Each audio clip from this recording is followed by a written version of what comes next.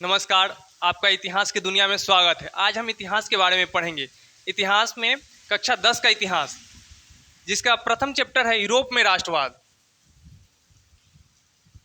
Europe में राष्ट्रवाद।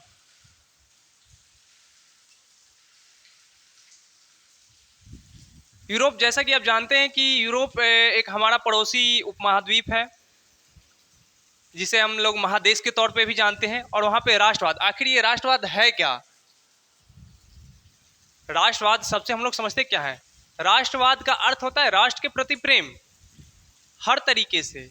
यानी राष्ट्रवाद एक ऐसी अवस्था है कि हम अपने राष्ट्र के लिए कुछ करते हैं, कुछ अच्छा करते हैं। जैसे राष्ट्रवाद एक ऐसी विचारधारा है जिसमें सभी लोग आपस में मिलकर अपने राष्ट्र को उन्नत करने का काम करते हैं। उन्नत मतलब उन्हें बढ़ाते हैं। लोगों के अंदर राष्ट्रवादी भावना जागृत होती है, जिसमें लोग अपना व्यक्तिगत लाभ नहीं देखते हैं। उन्हें अपना नुकसान हो तो हो, लेकिन उनके राष्ट्र को फायदा होना चाहिए। यही राष्ट्रवाद है। यानी राष्ट्रवाद हम वैसी विचारधारा को कहते हैं, वैसी विचारधारा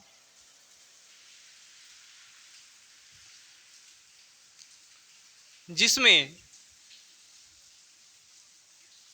स्वयं का लाभ न देखा जाए, स्वयं का लाभ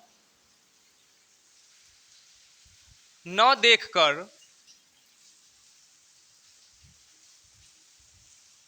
देश के प्रति सब कुछ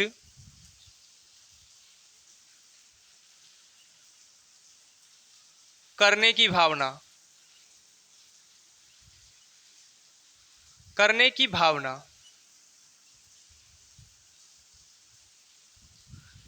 जैसा कि आप जानते कि जब कोई शब्द आता है तो कोई ना कोई उसका इतिहास होता है, और हम इतिहास ही पढ़ रहे हैं। तो राष्ट्रवाद, आखिर लोगों के मन में राष्ट्रवादी विचारधारा आया क्यों? तो इसके पीछे राजतंत्र के योगदान है। क्योंकि पहले लोग, हमारी जो लोकतांत्रिक व्यवस्था थी वो नहीं थी।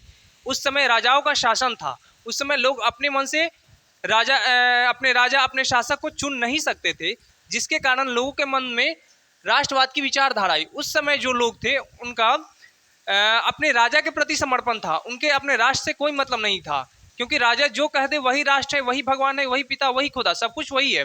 लेकिन अब यह भावना नहीं है, क्योंकि राजा अपने मन से न्याय कर रहा है, अन्याय कर रहा है। वो जो कर रहा है वो खुद से कर रहा है। उस समय राजा पे कोई रूल नहीं था। राजा उस समय जो था वही भगवान था, वही सब कुछ कर सकता था। पर धीरे धीरे राजाओं के द्वारा वहाँ की जनताओं पे शोषण होने लगा।